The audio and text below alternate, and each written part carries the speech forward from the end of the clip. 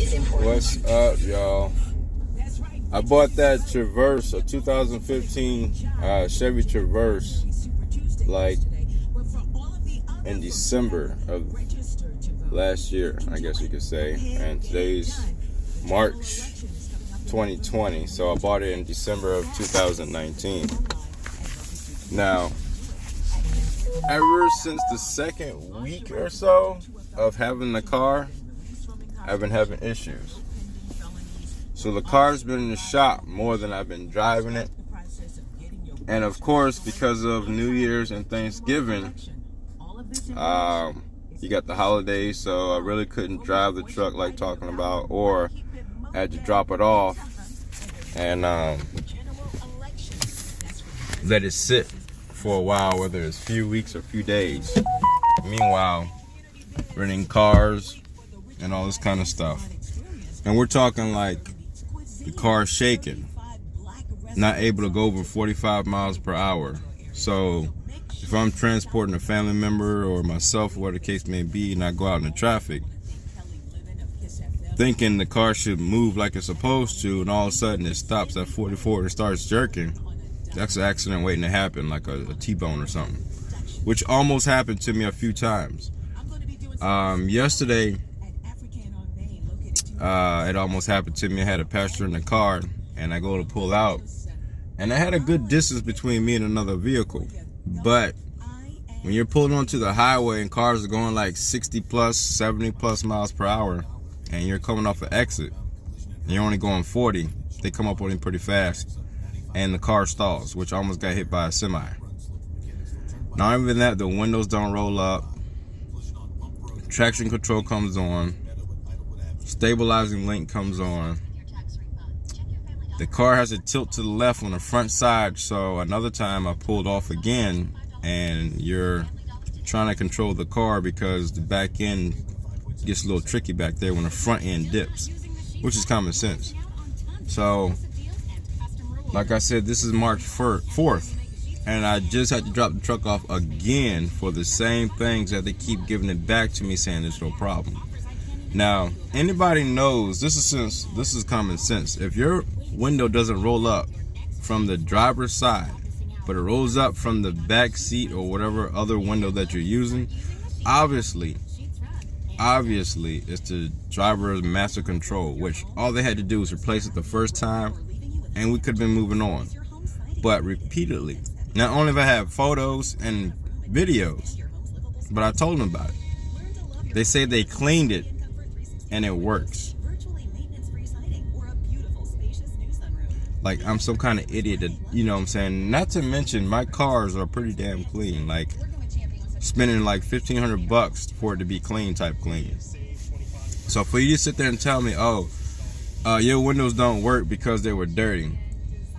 Now key word was, it didn't work with the front master control, but it works with the back. Which means, again, it's the master control. I didn't say it didn't work at all. I said it didn't work when I used the master control. There's keywords and stuff that people just don't listen to. So I ended up getting into a car accident because some debris came in. I was on 95, some debris came on from my right side, so I had to swerve around that. And of course, to evade to hitting another car, I had to go back. So when I go to the left, no problem. But as soon as I go to the right, again, the front dips. I lost control of the back. So I barely tapped the guy beside me. When he corrected himself, that's when he came back and then messed up my front. So his old car compared to my new car, that's like metal against plastic. You know how that went. My car is just all the pieces. His just got a little bent. So now I'm riding around with that, plus all the stuff that's happening.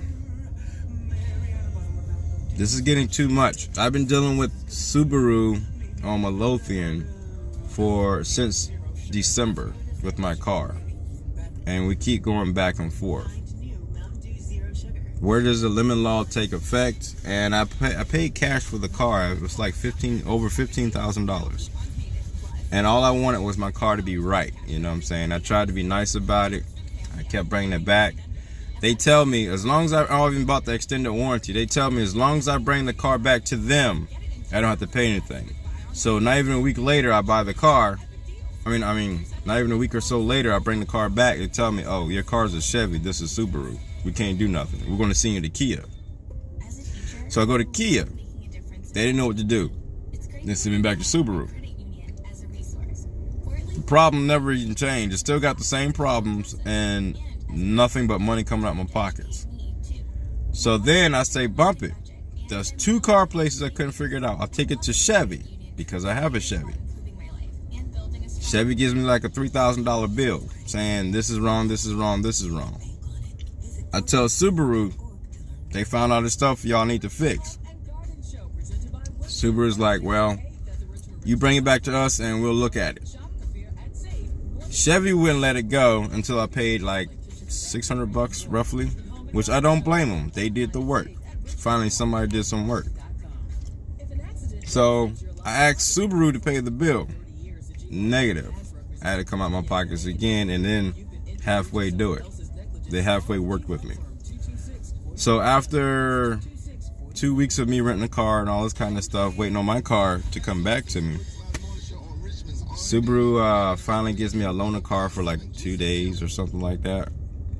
And I had to finally brought my car to them. So needless to say, after I got a list of everything wrong from Chevy, Subaru's like, let us look at it. They look at it, which they already had all the specs for, so they just pretty much had my car for no reason. Then I drive out, and yesterday I'm driving, and like I said, I almost get into an accident because the car starts shaking violently. And they're telling me, oh, that's the car trying to figure out what's going on, and it's slipping because there's something slipping or a wire loose, so the car's trying to figure it out. I don't care about that. I just want the stuff fixed. Because if I pull out and something happens, I get killed, or I got people with me and they all get killed because Subaru is being a tight ass and not just saying, all right, obviously you got a problem with your window. You said it's the master control. Let's just go ahead and knock that out so you ain't got to keep coming back repeatedly. Just get it fixed. You know what I'm saying? So I'm at a point now. This is, like I said, this is March 4th.